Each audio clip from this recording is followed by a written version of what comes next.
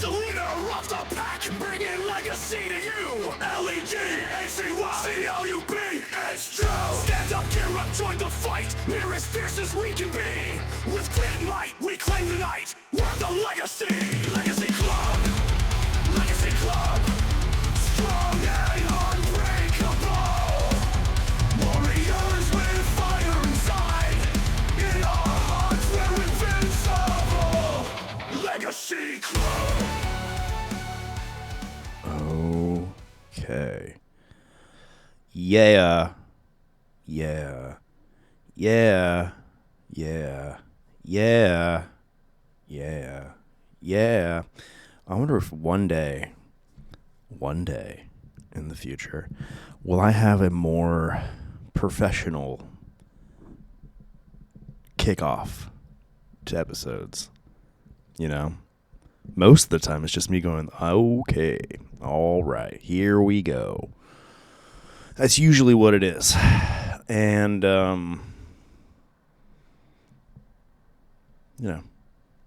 it may never change.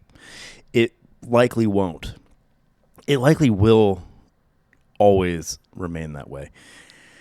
Because I'm a creature of habit, I think. Maybe. I'm not really even sure what that means. There's a lot of habits I have. There's a lot of habits that everybody should have. But then ergo, wouldn't everybody be a creature of habit? Anyhow, hello and welcome back. Legacy Club to the Legacy Club podcast. My name is Justin, a.k.a. Udego Fuego. It's not the Portuguese problem this time. It's Udego Fuego. That would be my luchador name. Udego Fuego. But then I would have to have a fire theme. Like a fire motif. And fire motifs are not me. I'm a creature of darkness. And fire is the antithesis of darkness. There's a fly. And he's dead. Oh. Got away. I'll see you again. Anyhow, like I said, welcome back. Oh, welcome back, and welcome in general. If this is your first time joining us, and if it is, well, hold on to your butts. Wow. So much later in the early AMs. I'm recording this because time was getting away. Time was getting away from me. My children have absolutely not been cooperative as of late, but that's okay. That's fine. You got the the good with the bad. It's not ever really bad, but sometimes they act bad. And in the last few days, that's who they've been. Not entirely though. My sister came to visit.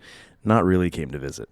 She came to Nashville because it was part of a bachelorette party, getaway, trip.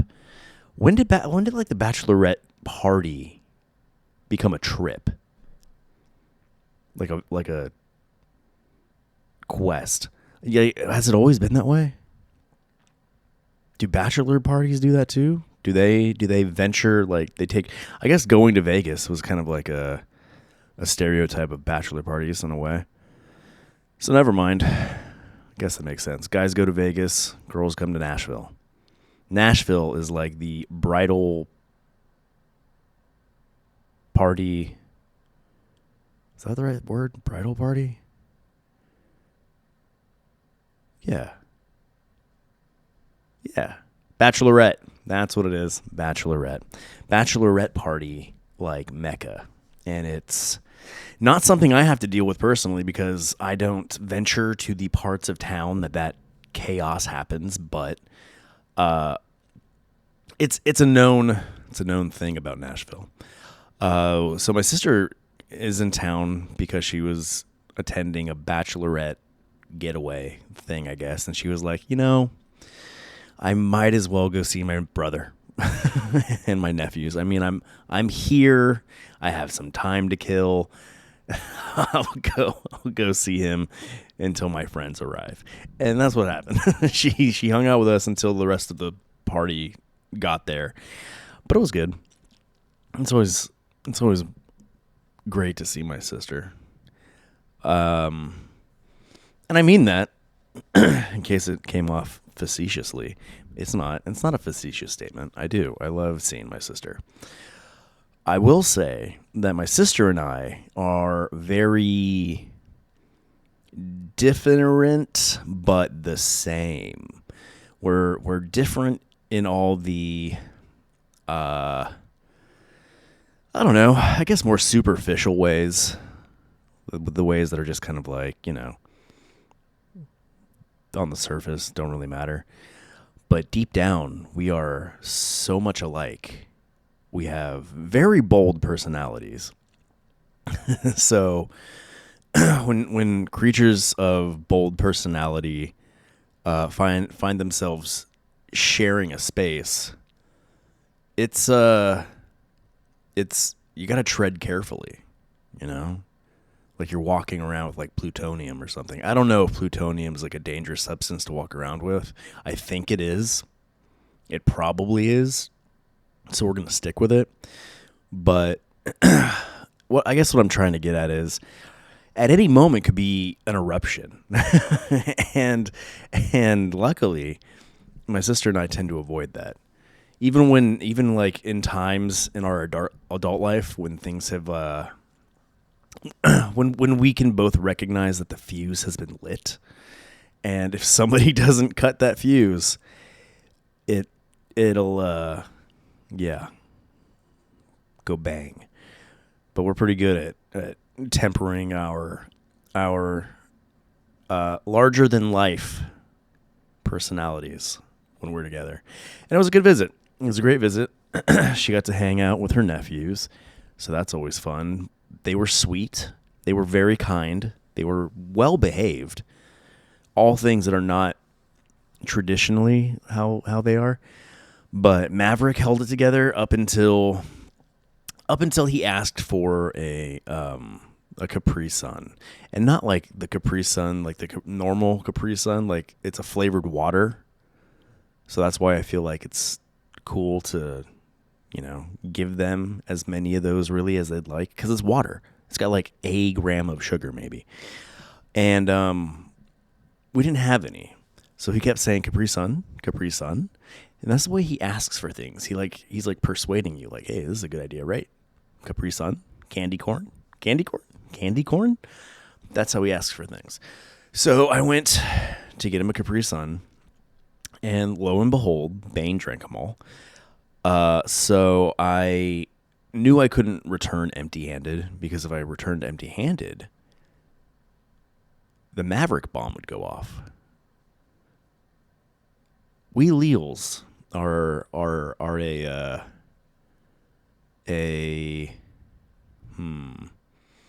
my vocabulary sucks. I should practice vocabulary more frequently. We are I don't know what the word is, but it's the Portuguese in us, man. It's the Portuguese in us. We're a fiery people. You know what I mean? We are very, very passionate, I guess, is the most kind description. And Maverick's got that in him. He's got a lot in him for a half breed. You know what I mean? He's only half Portuguese, and he's still got that fire inside. So anyway, I knew I couldn't come back empty-handed, and I didn't, because I'm a good dad. I came back with a popsicle, one of those freeze pops. Like back in the day, they used to be Otter Pops. You remember Otter Pops, right? Everybody remembers Otter Pops. We'll get back to that, actually. And Squeeze-Its. So I came back with essentially an Otter Pop, and he was excited. My wife, however, went, "What are you doing?"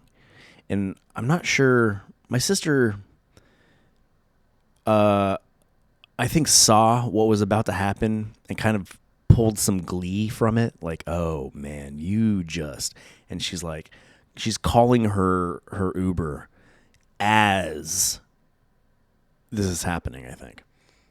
Because conveniently it arrived, and she's like, "Oh, look, my ride's here." Yeah, that amount of sugar hit Maverick hard, and with the excitement of his aunt visiting, well, he showed her his true colors, which she has seen before. Like, it's not new. I think he broke her toilet actually when we were last at her house. He put allegedly, actually, all of this is allegedly. I don't know. Maybe my nieces did it. Because from what I understand, my youngest niece is a firecracker.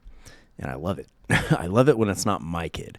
Like, the stories my sister was telling me about my niece, like, she was telling us that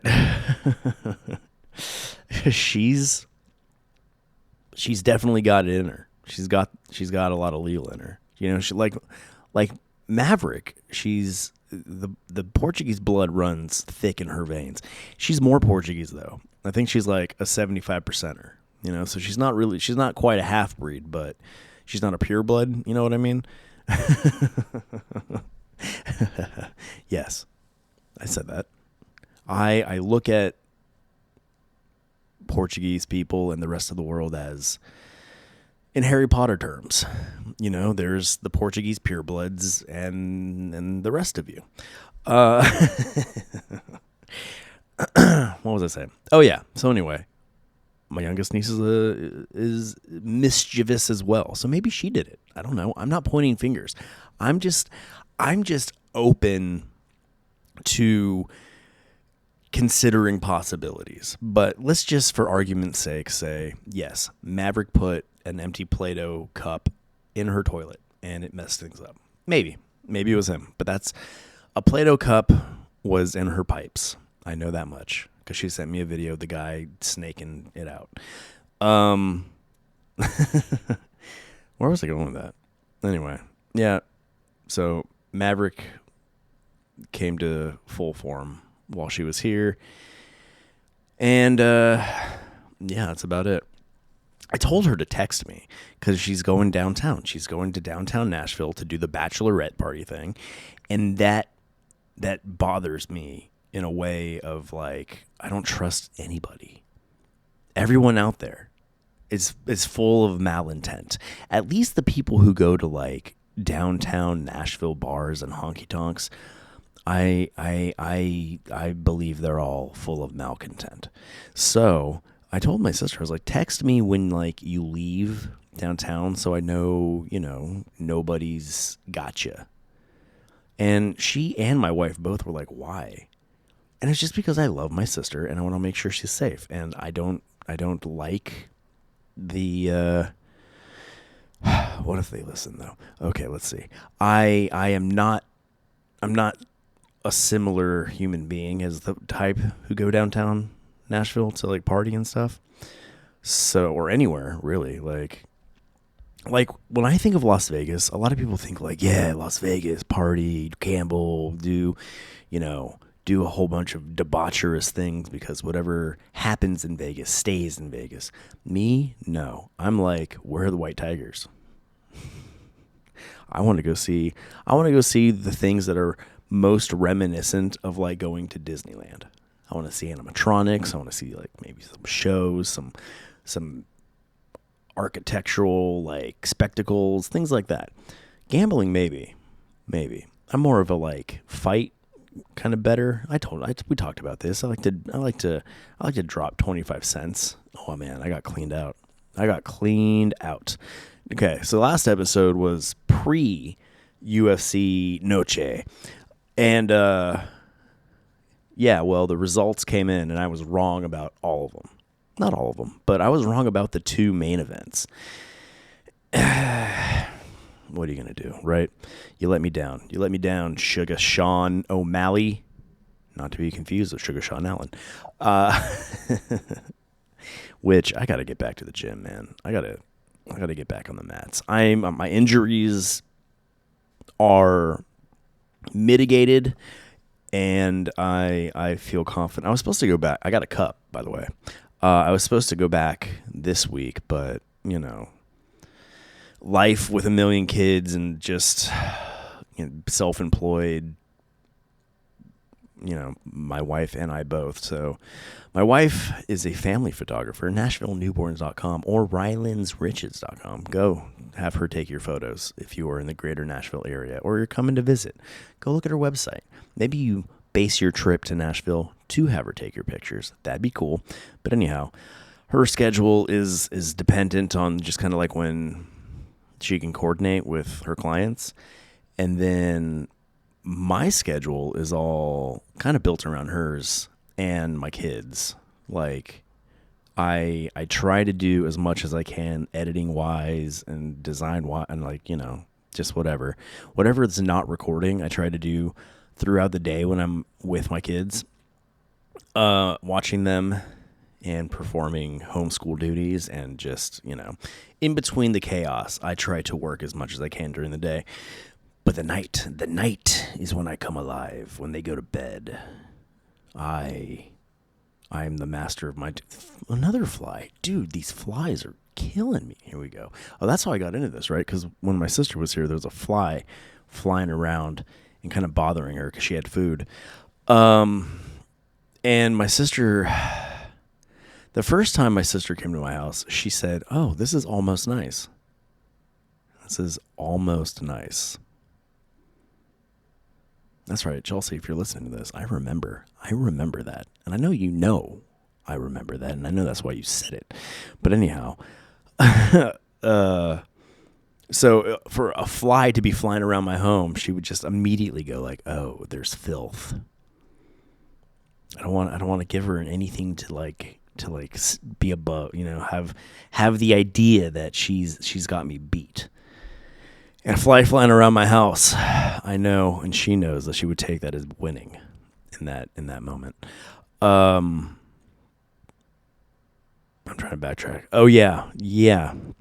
UFC Noche was terrible for me. It was terrible for me. My picks fell short in the main events. Shout out Diego Lopez. I had nothing but faith in you, my friend. I like T-City. I like Brian Ortega. I think he's a phenomenal fighter. He seems like a cool dude. I've liked him for ages. And he needs to go up to 155. Brian, T-City, if you're watching, and I know you are, you need to go back. Not back, but you need to go up. None of this 45, none of this featherweight nonsense. You're not a featherweight, homie. You're not. You're just not. You look terribly gaunt and depleted. I mean, every fighter looks very depleted during weigh-ins. Because again, like this idea of dropping an insane amount of weight so you can fight in a lower weight class, to me, is not the correct way to do it. Like, you can't be naturally 180 pounds and then drop down to 145 for a day to pretend that you're a featherweight. Like, it's crazy. But yeah, Ortega, bro, you need to be at 155. I think you could do well at 155. One would argue that the lightweight division in the UFC is a very dangerous. There we go. A dangerous weight class, and it is. It's a very dangerous division. But, and sadly, the major threats in that division are kind of aging out. Like, Dustin Poirier, I think he's got like a fight maybe under left. Not that he, sorry, I got distracted by looking out my window. An ambulance or something drove by. It had all the color lights. It had red and blue. conventionally, if it's blue, it's a cop, and if it's red, it's a fire truck or a ambulance. But it had red and blue, so what was that? Where was I going with this? Yeah, Dustin Poirier, I think, there's the other one. There was all red. Okay, Dustin Poirier, I definitely think he feels like he only wants to do it one more time.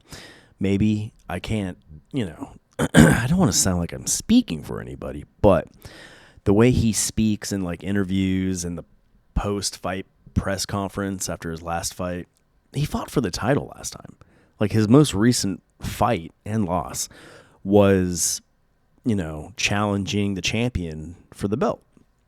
And when you lose a title match, I feel like, that definitely doesn't knock you down too drastically. It doesn't hurt your stock in any way, I don't think. I guess depending on how you get beat though. He didn't get dominated. I wouldn't say he was dominated by any stretch of the imagination, but it was a fight. It was a battle, and he was bested. That's just how it goes. I think it was a finish by, I think it was a choke, like in the last round or something like, yeah, something like that. So he lasted all the rounds, if I'm remembering correctly. He lasted to the 5th, and then succumbed to a choke. And I don't care how good of a fighter you are, if you get caught in a choke, man, like it's troubling, to be in that position. And you can always get caught, like knocked out or whatever, but he didn't. He's zigging when you should have zagged. I think that implies getting hit. He turned when he should have twisted, maybe. Maybe that's the better way to say it. So yeah, Dustin Poirier's on his way into retirement, I believe. And then who else is out there? Justin Gaethje, but I don't know, man. He's dangerous. Dangerous? Why dangerous? He's dangerous. Why am I not saying that word very well tonight? I keep saying dangerous. Dangerous. He's a dangerous guy, that Justin Gaethje. But as things lie currently, I don't quite know if he has a championship win in him anymore. And I try to say that as delicately as possible because I love him as a fighter too. But, and then we got Charles Oliveira. He's still up there. He's hard to really like depend on. He's a great fighter, but his consistency has waned. I think he was on a stellar win streak, and then he won the belt, but then lost the belt because he didn't make weight. And then he got the belt back, but then he lost the belt again because he was beat by the current champion. So I don't know. It's just, yeah, I see the lightweight division just kind of mellowing out for a bit, and like the up and comers.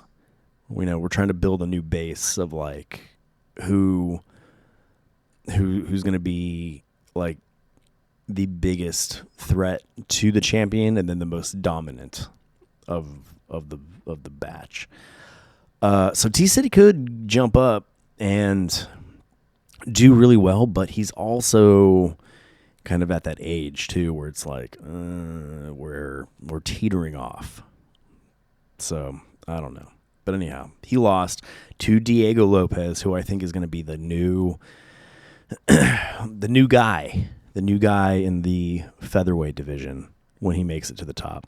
He's got to get through some troubling waters, though. He's got to get through Max Holloway. He's got to get through Volkanovski. He's got to get through Topuria. Like, he's got to get through some contenders. But also, Aljamain Sterling's in that weight class now too.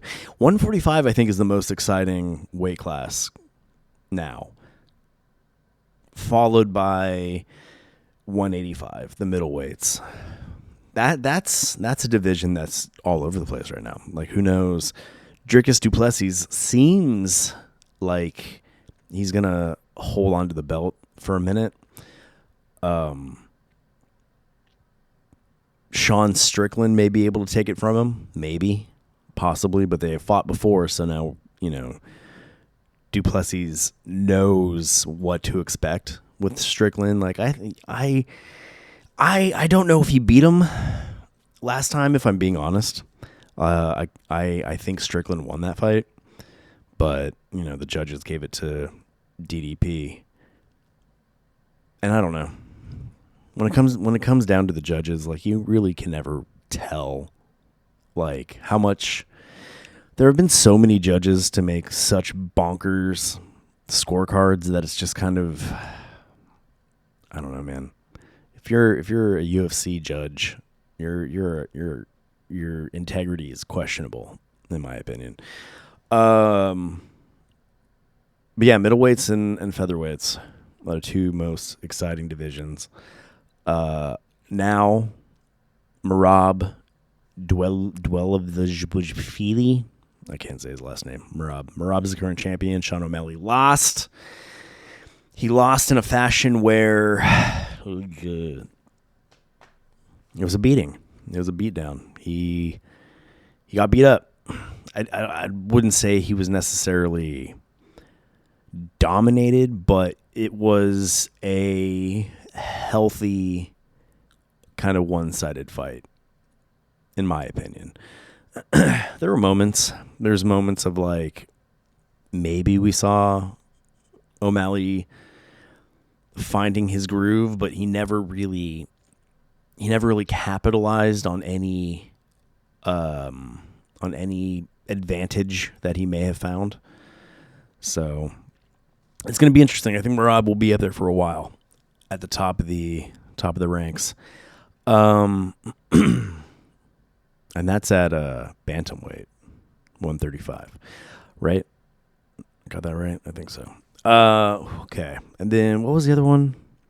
Oh yeah, it was Valentina Shevchenko versus Alexa Grasso. And Shevchenko won. She got her belt back. She got her belt back from the lady who took it from her. And that was another fight that was it was a kind of pretty one-sided, honestly. It was a bad day for my picks. Except for Diego Lopez. So, thanks for not completely shutting me out, Diego. But anyhow, moving on for those not interested in mixed martial arts and UFC, which I don't know why anyone out there wouldn't be. It's a fantastic sport. It's really the only sport that I care about. Combat sports in general. Where was I going, man? I don't know where I was going anymore. I got into rewatching the Pirates of the Caribbean movies. I don't know why. Just kind of got the itch to do it, and I'm doing it. And I just wish so badly that I could have been a pirate. It seems like the way to live back then. You know what I mean? I mean, there's other ways to live, probably safer, more clean ways to live, but not nearly as exciting. And I understand it's a movie, so it's making it look far more romantic than it probably was. But pirate was the first career path that I was aiming for as a child. And that's never gone away. That probably stems from my Portuguese blood. We're a sea people. We're a pirate people too. It was actually a pirate who developed what became the Pirates Code. So the idea of classic old time piracy that we think of when we think of pirates. You're welcome. Portuguese developed. But it's always the English. It's always the English pirates that get all like the attention and the glory. That's not fair. That's just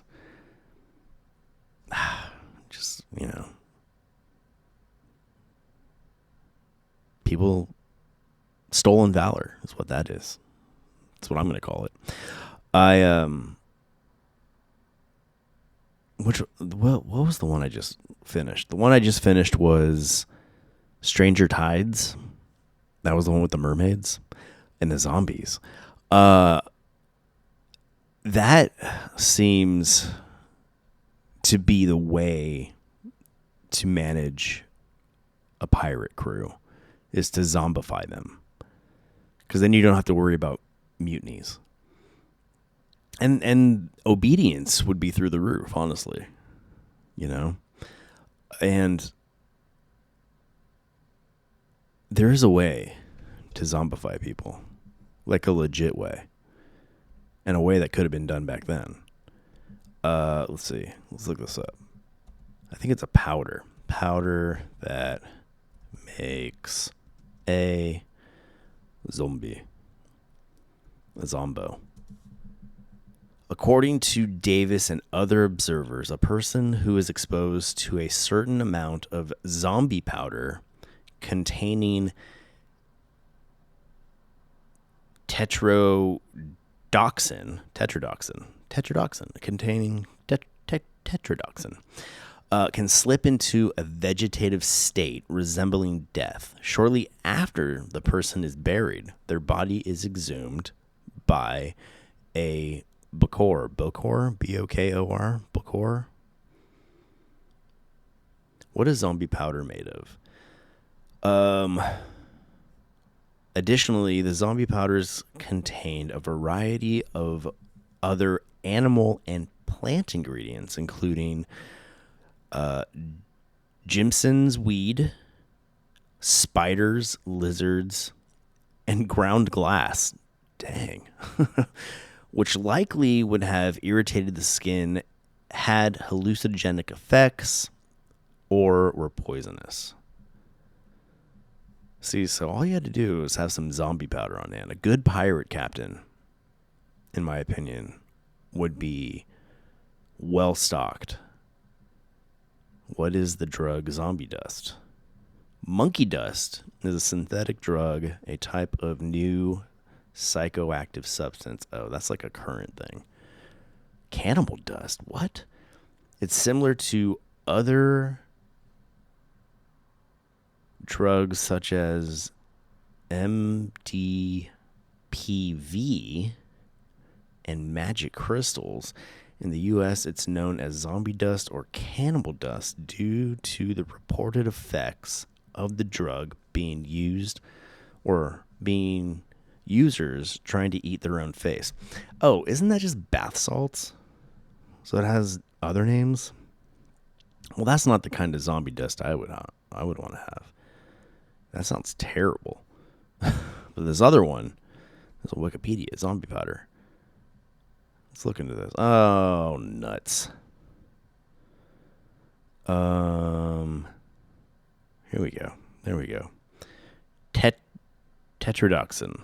Tetrodotoxin, TTX, is a potent neurotoxin. Its name derives from, oh my gosh, Tetradontiformis, an order that includes an order that includes pufferfish, porcupine fish, ocean sunfish, and tigerfish. Several of these species carry the toxin, although tetrodotoxin was discovered in these fish. It is found in several other animals: blue-ringed octopi, rough-skinned newts, and moon snails. Man, these sound like witchy ingredients. I need some rough-skinned newts some moon snails, and blue-ringed octopi. It is also produced by certain infectious or symbiotic bacteria. Those of names that I'm not going to try to read because I really can't. Pseudo-Alteromonas. I really don't think that was right. Vibrio, as well as other species found in symbiotic relationships with animals and plants. Okay. Although it produces thousands of intoxications annually, and several deaths, it has shown effective, or well, man, my dyslexia is like really killing me right now. You can treat cancer-related pain in phase 2 and 3. And, well, they have in clinical trials at least. Okay, I really wanted to know where, I don't want to read the biochemistry. I want to read history, right? Maybe. Hold on. Where, I want to make a zombie. Where's that part of this?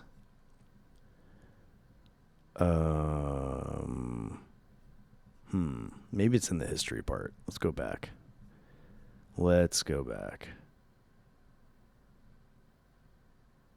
Maybe not. Never mind. But anyway, zombie dust. That's what you need. Just find some hardy recruits and then zombie powder them. I guess you would want to find your crew in the Tortuga or wherever pirates are recruited. And that's going based off the movie again. So you want to establish your crew, and then when everyone's on board the ship, then you hit them with the zombie dust. I guess technically you could kidnap anybody, honestly, though. Like if you found somebody who seemed that they would be a beneficial addition to your crew, then, but if they didn't want to be a pirate, then you could zombie dust them and then do the whole thing where, you know, they're buried and you go dig them up, like they were saying. But that sounds dark. But then again, if you're a pirate, what does that matter? You're not going to worry about that. I would imagine. That just exposed like a real evil, like sinister side of me. I almost couldn't say the word sinister. Like, I don't know what's happening to my ability to speak tonight. Let's see.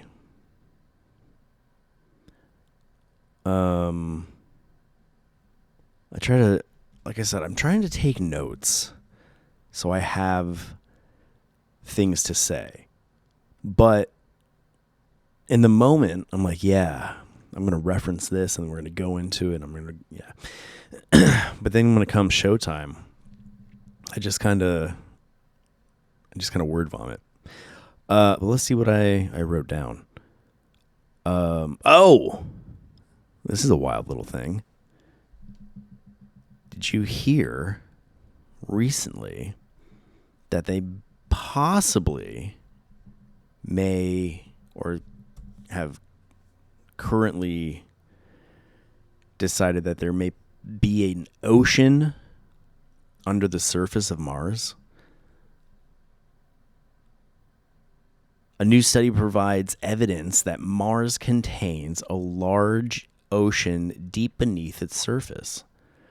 The finding is based on data collected by the InSight lander, a robotic explorer operated by the American Space Agency, NASA.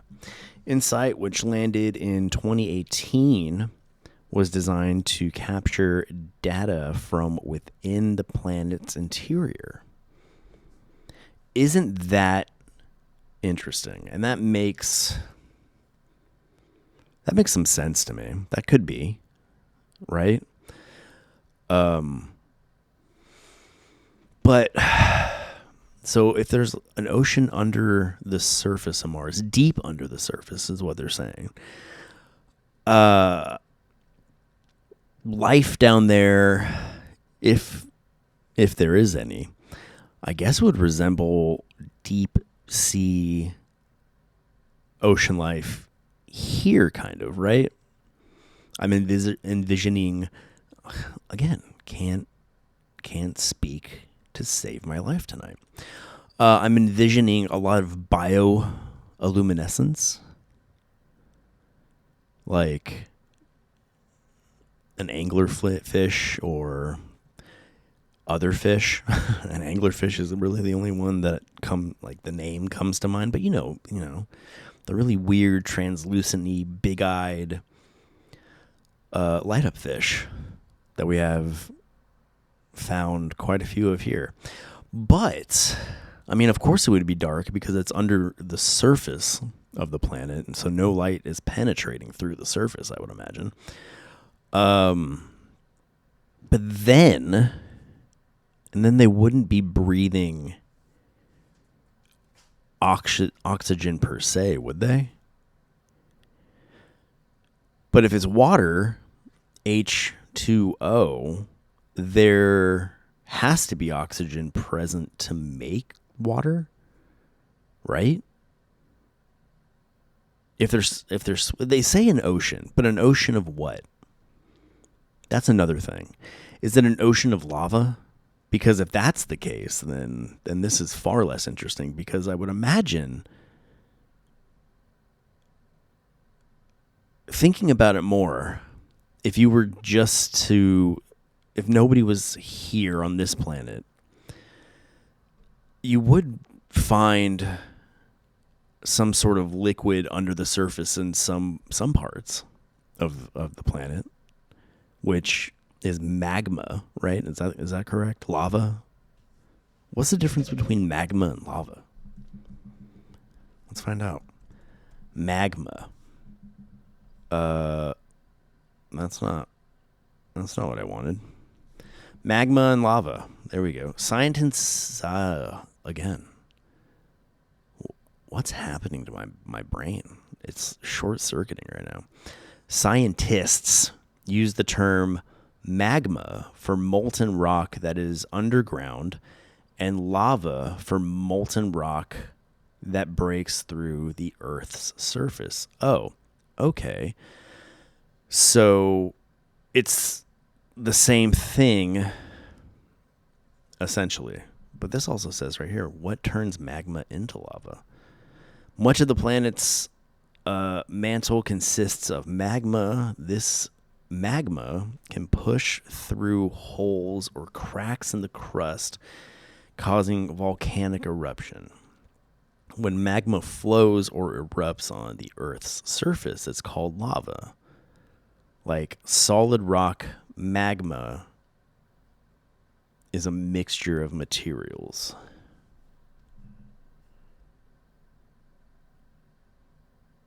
Huh. Let's find out. Let's do this. Is magma liquid? Boop. Let's see. Oh, none of this is helping at all.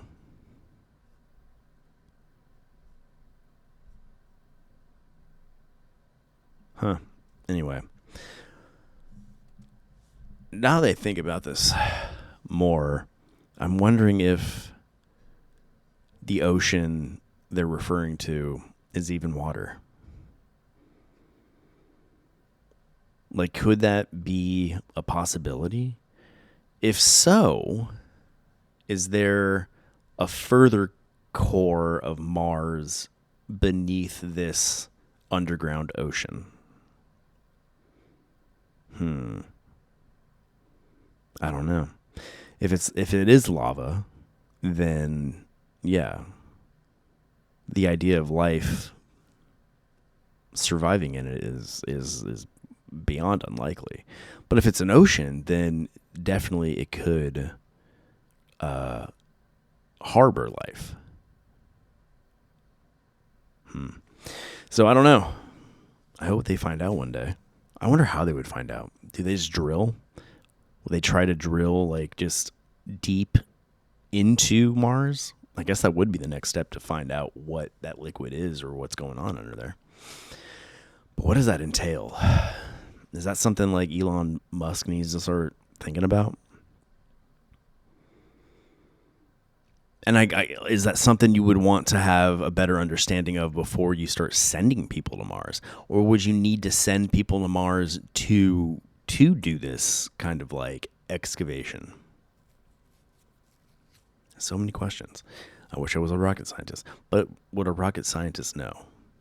Or do they just focus on the rockets that would get people to Mars? That's such a crazy, like, idea currently where, you know, signing up recruits to go to Mars. Because that's a one-way ticket. That's definitely a one-way ticket. So what kind of mindset do you have to be in, or person do you have to be okay with that? You know what I mean?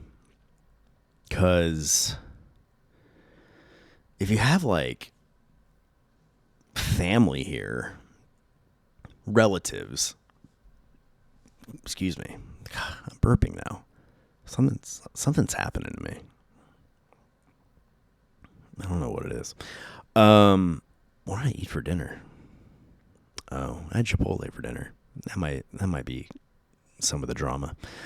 Yeah, I can't imagine the people signing up to go to Mars would have a family here, because I can't imagine ditching your kids to go live out the rest of your life on another planet. That doesn't make a whole lot of sense to me. So I would imagine these are more single folks. I mean, you'd have to be. You couldn't really be married to somebody and be like, hey, I know we got married, but I'm going to go to Mars. Because that would be incredibly unfair to the person being left behind, right? Because if you whoa, sorry about that. I'm just trying to get more comfortable in this chair. Yeah. You wouldn't want to have like any sort of attachments left on the planet here on Earth if you're destined and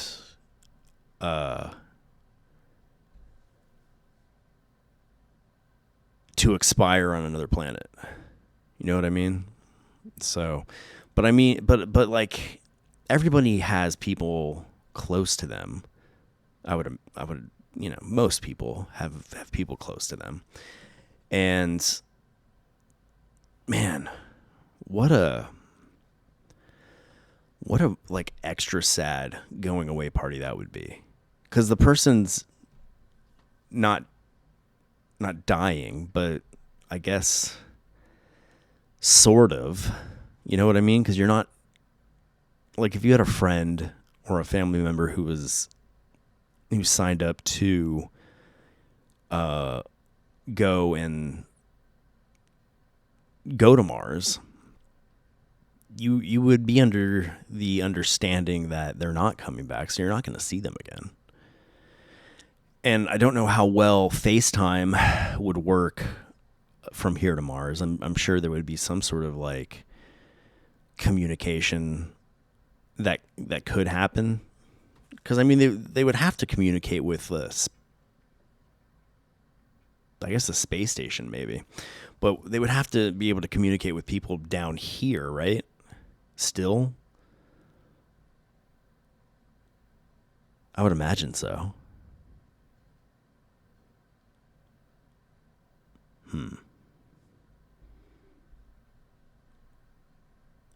I gotta pause. I'll be right back. Okay. We're back. Wow. Oh. Ooh. Okay. Yes. We're calm, composed, and collected. I'm going to be real with you. I'm going to tell you the truth. I began feeling terrible. Like, I was feeling like lightheaded and sweaty and very, I don't know, man. I was feeling wonky. So I had to cut and regroup. Like, for a minute, I thought it was maybe food poisoning. I thought it was like, I don't know, man. It was wild, though. I did pound a cup of coffee before doing this, and then I had a Zen in my mouth. So the combination of that head rush mixed with just talking for almost an hour caught up with me in a very violent way. Not super violent, but I was feeling like I may have been zombie dusted, to be honest with you.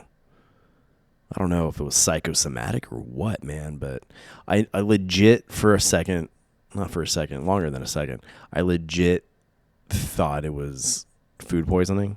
Like, for sure. I was like, oh my God, what in my Chipotle bowl was off?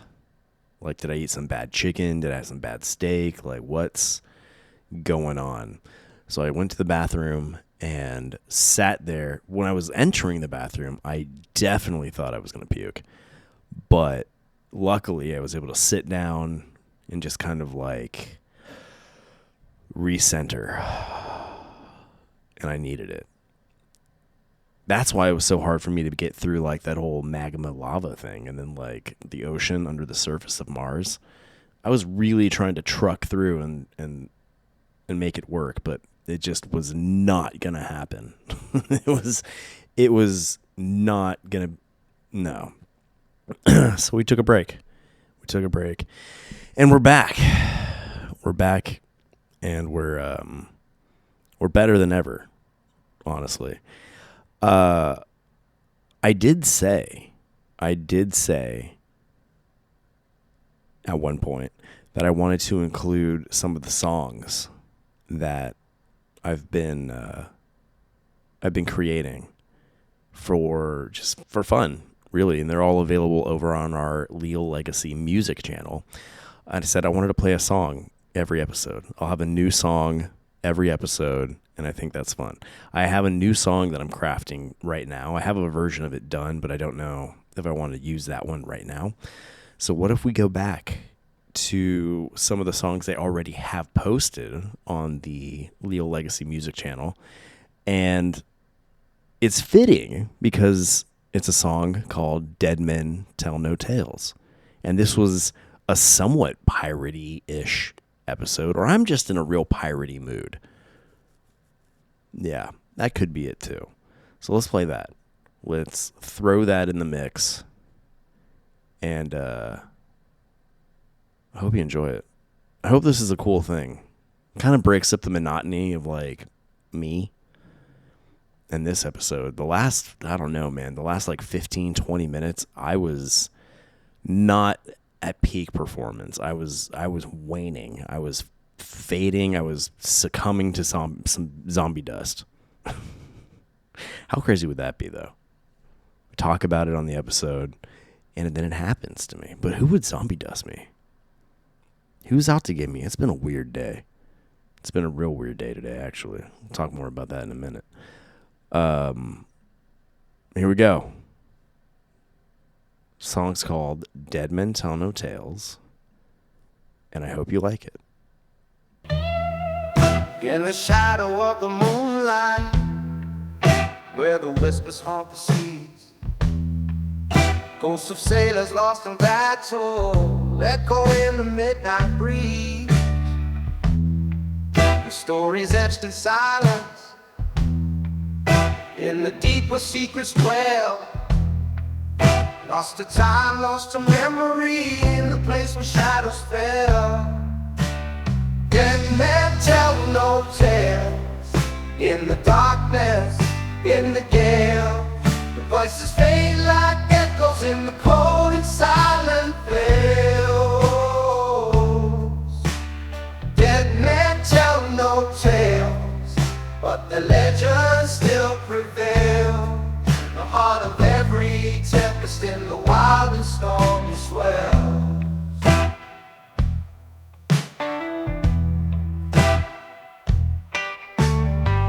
Beneath the waves, their treasures hidden, buried deep in ocean's hold.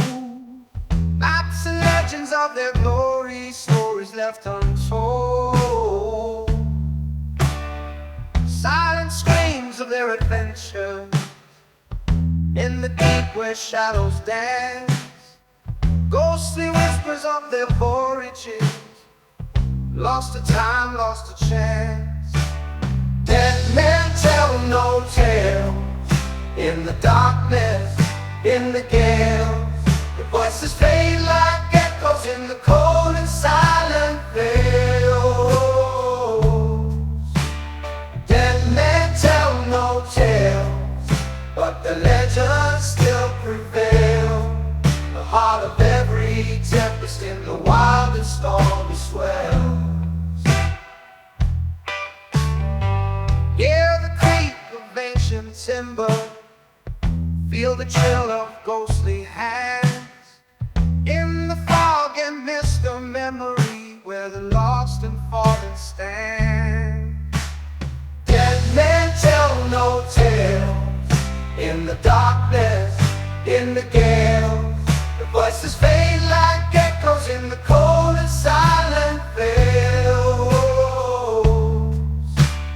Dead men tell no tales, but the legends still prevail. The heart of every tempest, in the wild and stormy swells.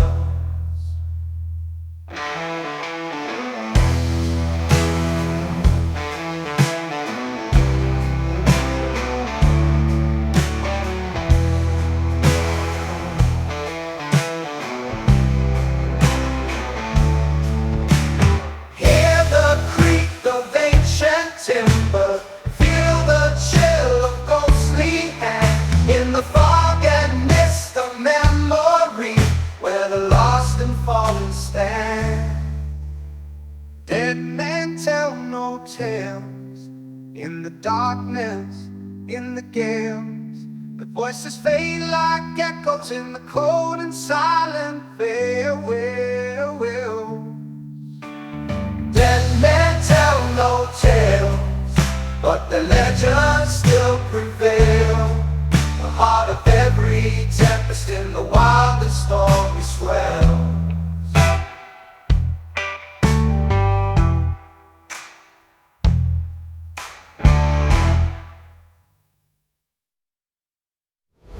Dead men tell no tales, in the darkness, in the gales. The voices fade like echoes in the cold and silent farewells. Dead men tell no tales, but the legends still prevail. The heart of every tempest, in the wild and stormy swell.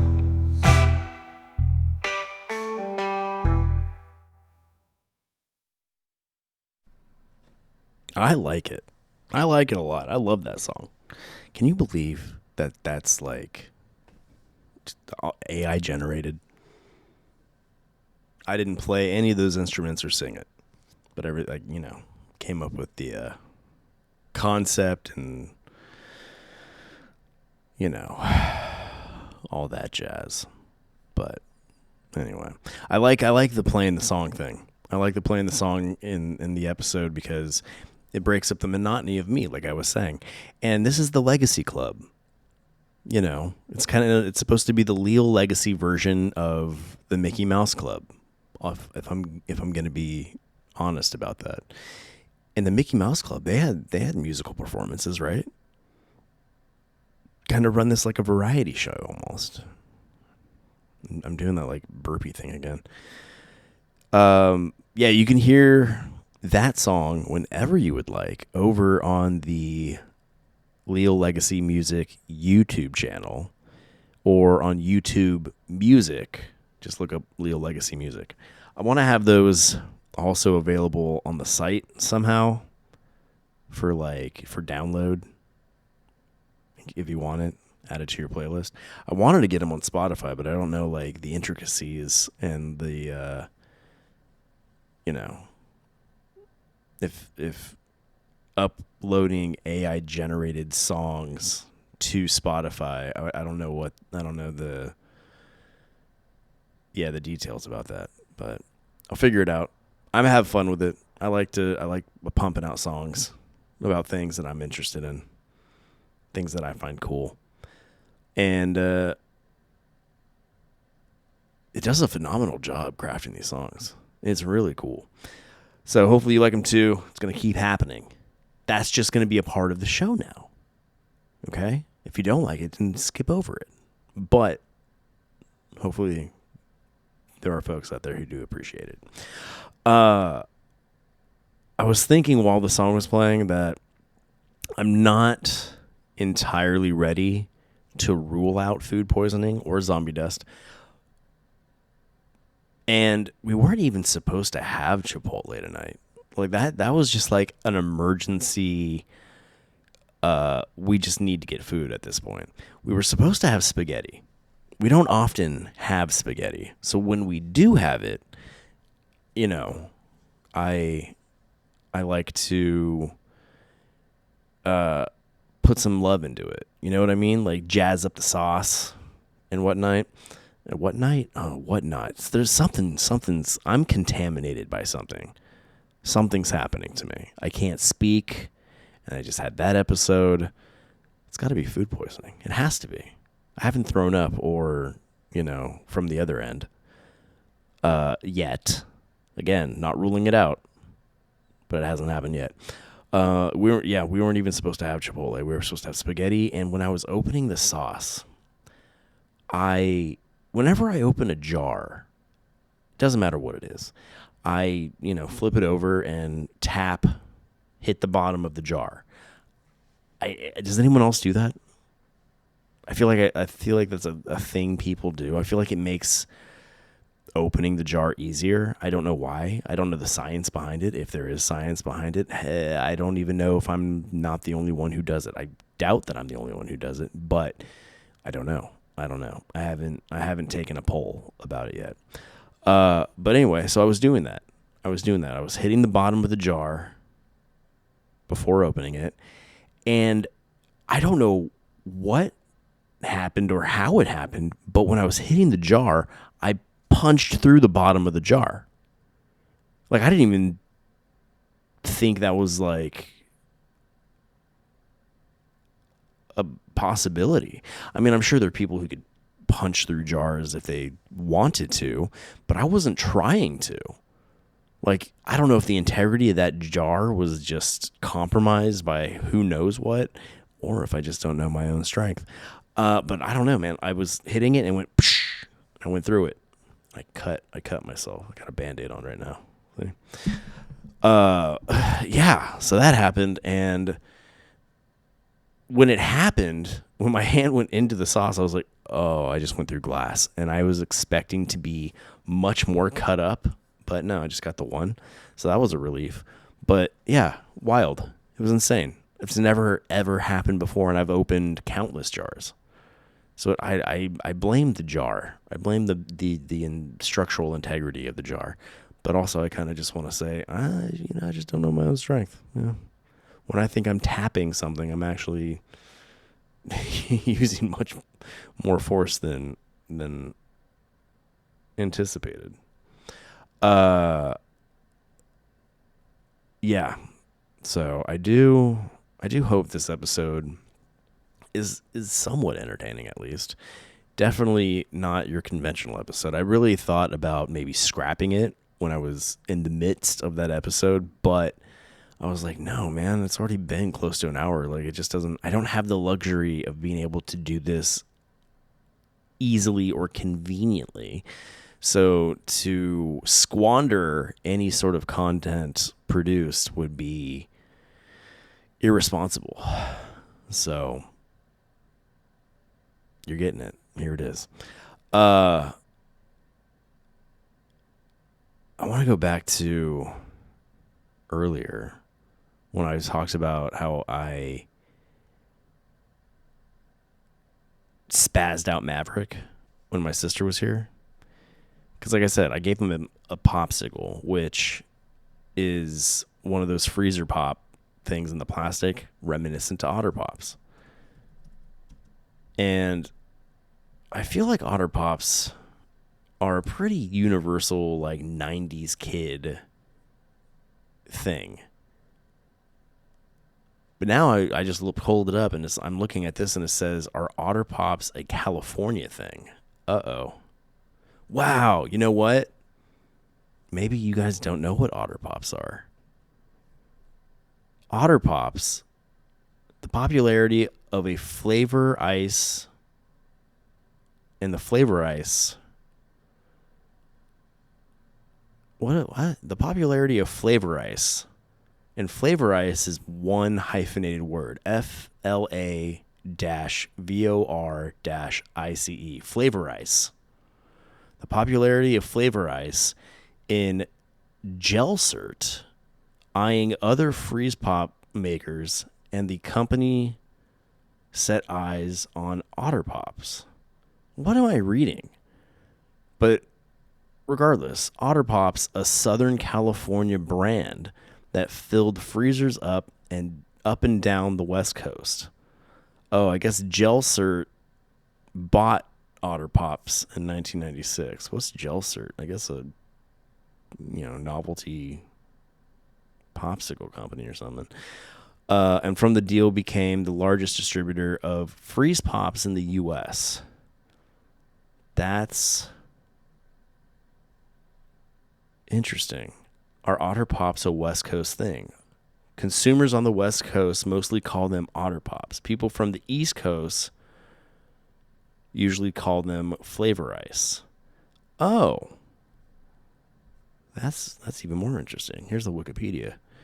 Otter Pops are a brand of freeze pops sold in the United States. The product consists of a clear plastic tube filled with a fruit-flavored liquid that is one of the earliest brands of this dessert.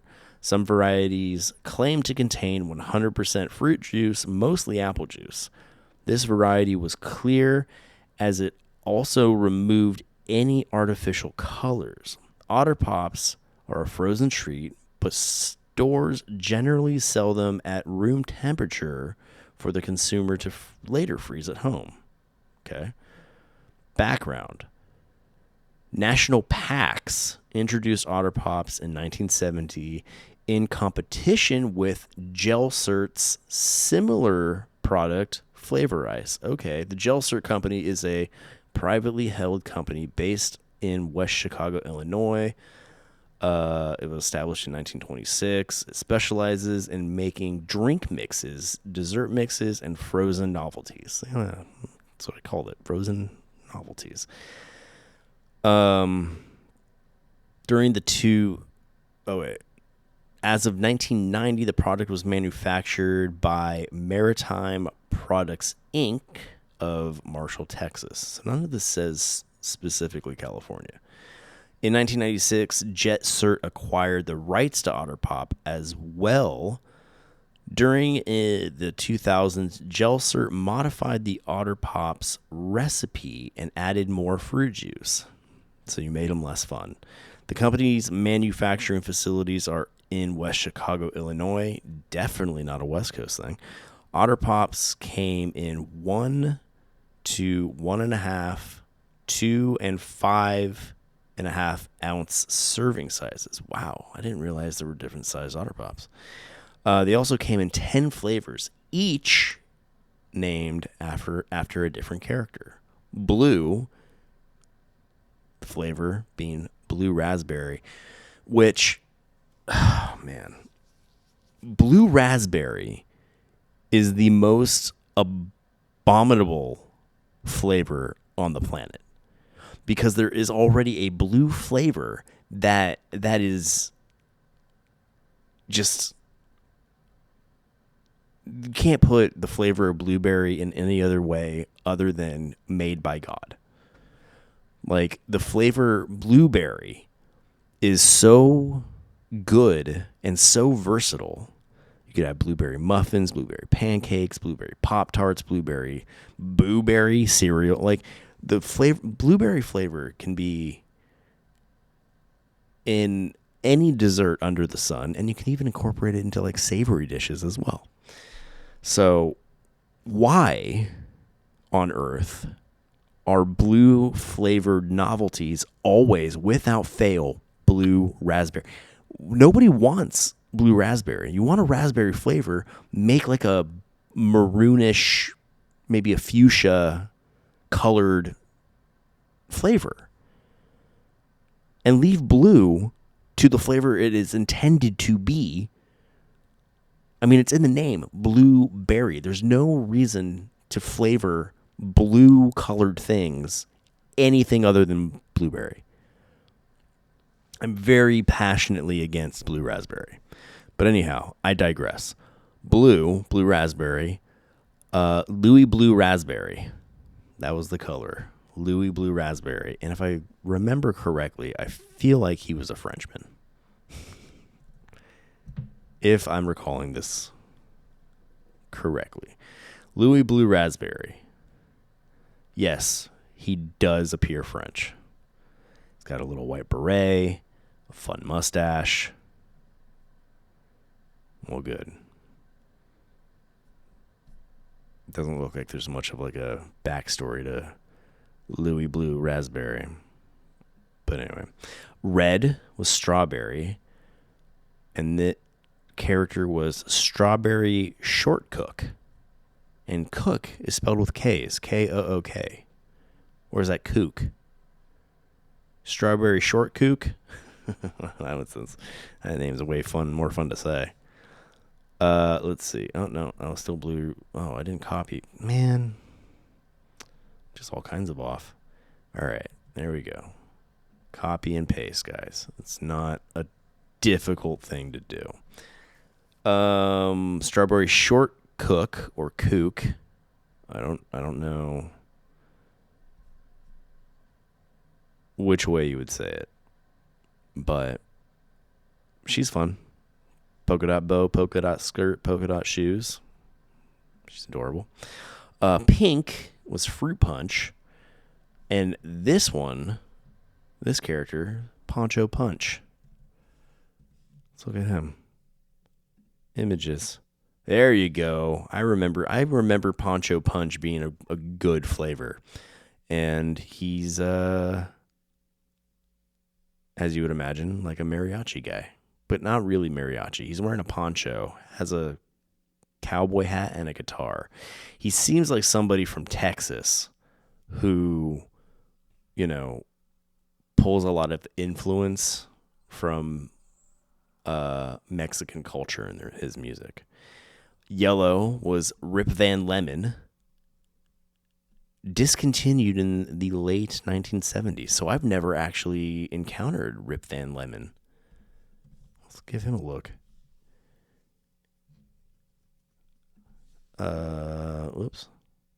Rip Van Lemon. Oh man, it doesn't even come up. Otter Pop. Okay. He's a yellow otter with a long white beard.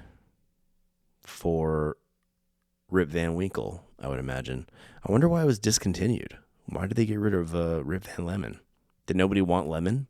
I feel like lemon is a decent enough flavor to keep. Right? Green was lime. Sir Isaac Lime. That was our green character. What does he look like? Yeah, I remember him. Sir Isaac Lime. He's got an Albert Einstein-y looking mustache, some square glasses, and is he holding a What is he holding? A telescope? He's holding something. I recall Sir Isaac Lime being a pretty good flavor as well. And here's another one too. I don't conventionally like grape flavors, but Alexander the Grape. I recall, or maybe I didn't necessarily like Alexander the Grape. So when it came to the end of the box, it always seemed like there were a lot of them because I was the only flavor left because we were all dodging that one. It's a little otter, purple otter wearing a toga. I guess like Sir Alexander the Great, you know. I don't like orange. I don't like orange flavored anything. I think it's repulsive. So I definitely would not have had any Little Orphan Orange. That's such a such a fun but kind of sad name. Little Orphan Orange. That was yeah, awesome. Little Orphan Orange. Never would have had that flavor ever. White bow, polka dot skirt, orange otter. She comes with a dog. She's got a little dog companion. That's cool. I don't recall this one. Gold. So this was a gold colored Otter Pop, and it was mango flavored. Major Mango. Yeah, I don't recall seeing Major Mango. It seems like a lady military officer. Did I just write Major Mango off with Little Orphan Orange? Because let me tell you, it definitely, the gold comes off very orange looking, and I would have stayed clear of that. Another yellow. There were two yellows. Another yellow Otter Pop. DJ Tropical. I don't really know if I remember DJ Tropical. I don't remember DJ Tropical. Weird. Yellow otter with a purple trucker hat, some headphones around his neck, and a white shirt. And on the white shirt is Little Orphan Orange's dog. Little Orphan Orange made merch of her dog? That's pretty cool. Oh yeah, I don't recognize any of these later ones. There was a white one, a coconut flavored one. I would have really enjoyed that. I don't recall a coconut one. Cosmic coconut. Yeah, definitely don't remember seeing cosmic coconut, but that sounds awesome. I like coconut flavored things. How bizarre. Are these had to be later added characters? Huh. Okay, Cosmic Coconut. She's a white otter wearing an orange spacesuit though, so that kind of throws off the color scheme with the orange. There's a cyan colored one called Anita Fruit Punch. What? She needs it? Anita Fruit Punch. She's blue or cyan color, I guess, and she's a volleyball player. What? Yeah, these are all confusing to me now. And then we have red, which was cherry. And this one, I remember her, Scarlet O'Cherry, maybe? Yeah, I do remember Scarlet O'Cherry. I recall Scarlet O'Cherry. She was very reminiscent of another character. Who was the other character? Because she also has... Oh, she's got more of a red bow. Okay. Yeah, kind of looks like Strawberry Short Kook. Strawberry Short Kook. And Scarlet O'Cherry, who was discontinued in the mid-90s. So I definitely came across Scarlet O'Cherry. Oh, look at this. There was a Sir Isaac Lime protest. What? In 1995, National Pax had planned to replace the Sir Isaac Lime flavor with Scarlet Cherry. A fourth grade student in Costa Mesa, California, learned of the change on the company's worldwide website. The organized, and the student organized a petition and picket with his cousins against it. So he got a petition signed and he picketed against the replacement of Sir Isaac Lime with Scarlet Cherry. Wow. A Stanford professor wrote in support, calling it Otterside. It is Otterside. Told the change was final. Otterside, okay. Told the change was final. The protest continued as planned. In the rain, wow. The CEO relented, keeping it despite it being the least popular flavor. So Sir Isaac Lime was actually the least popular flavor, but this kid fought tooth and nail to keep him. The fourth grader soon appeared on The Tonight Show with Jay Leno. Wow. An internet fan site claims the National Pax packaged the cherry mix as strawberry. Okay, an internet fan site claims that National Pax packaged the cherry mix as strawberry. So is that meant... Okay, they're both red. So maybe Strawberry Shortcake was secretly Scarlet Cherry, and that's why they look so much alike. Wow. That is insane. Okay. Well, that was a fun little history of Otter Pops. It would have been a Sir Isaac Lime that I gave Maverick too, because it was a green one. That really set him off and got him all jazzed up. And thinking of Otter Pops made me think of Squeeze-Its. You remember Squeeze-Its? Squeeze. My dog is snoring. She was a little punk today, man. She got out of the fence. And some lady picked her up, and they scanned her chip, and they're like, "Hey, we got your dog." And I was like, "Keep her." And I didn't really say that. I wanted to, though. She makes me mad. Squeeze-Its. Yeah, Squeeze-Its were a plastic bottle drink that was likely nothing but sugar.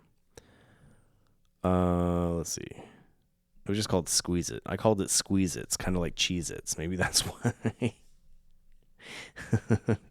That's why nothing really came up at first. All right, let's look at this.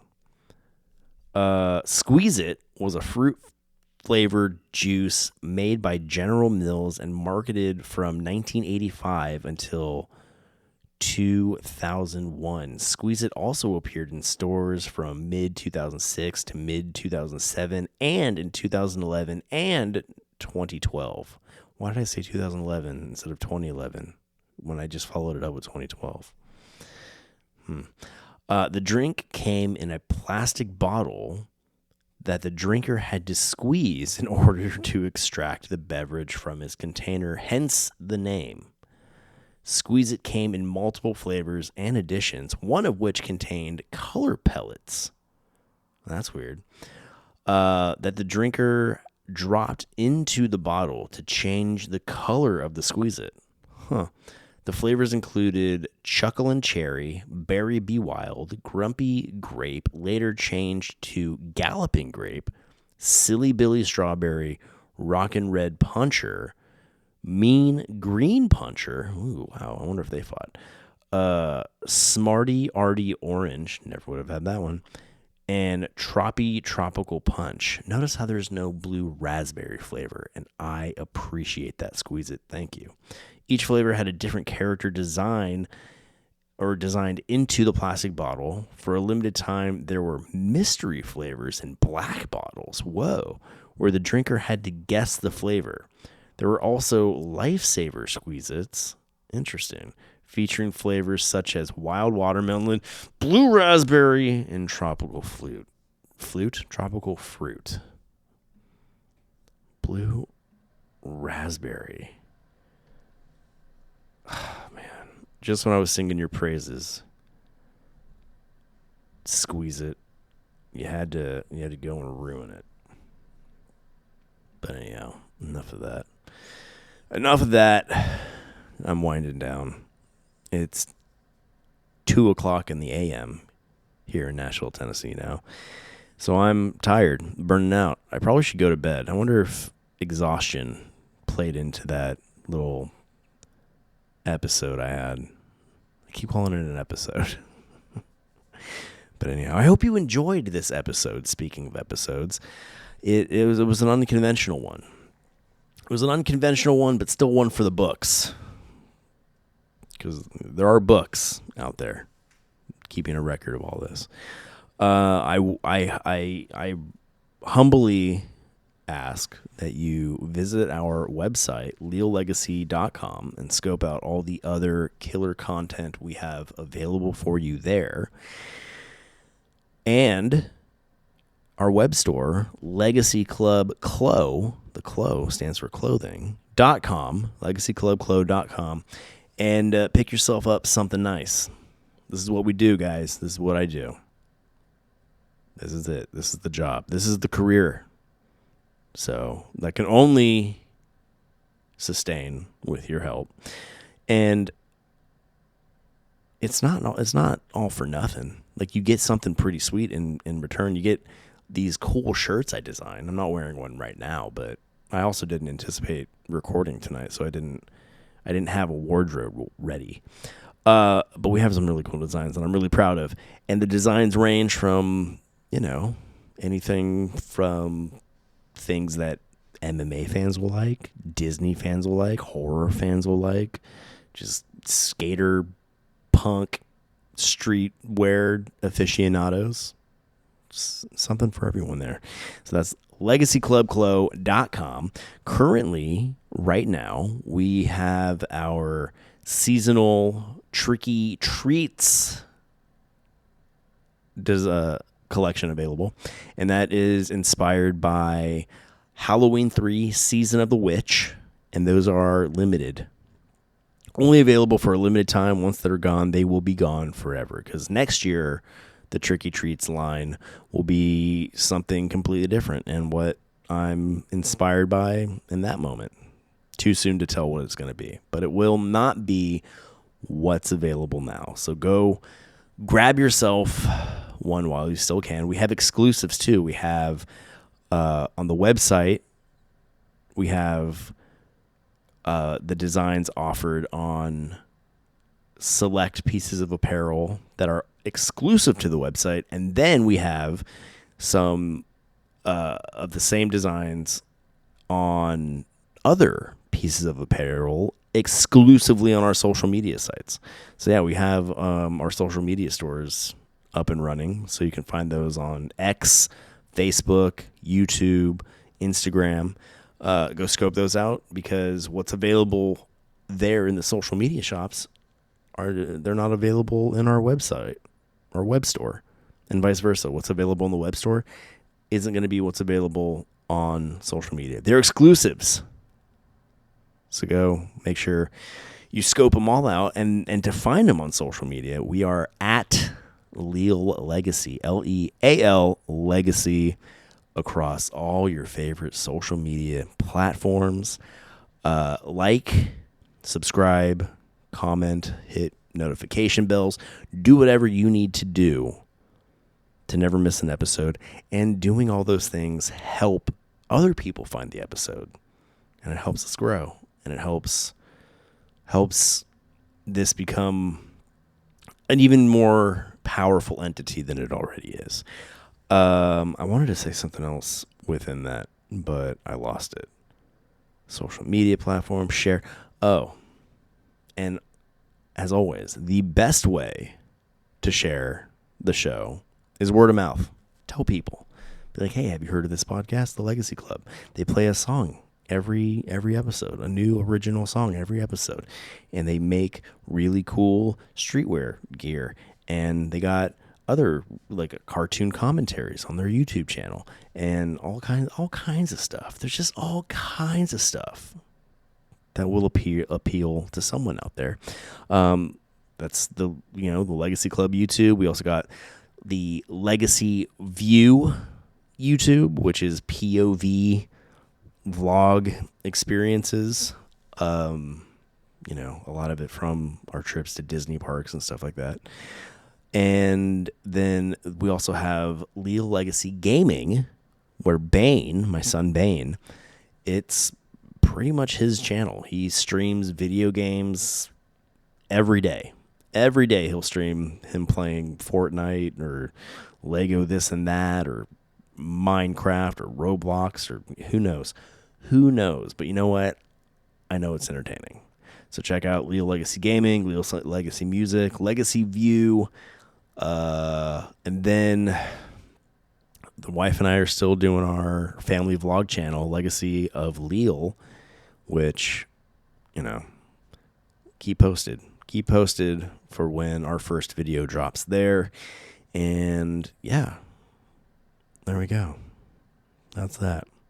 As always, thanks for being a friend and telling a friend. Until next time, see ya.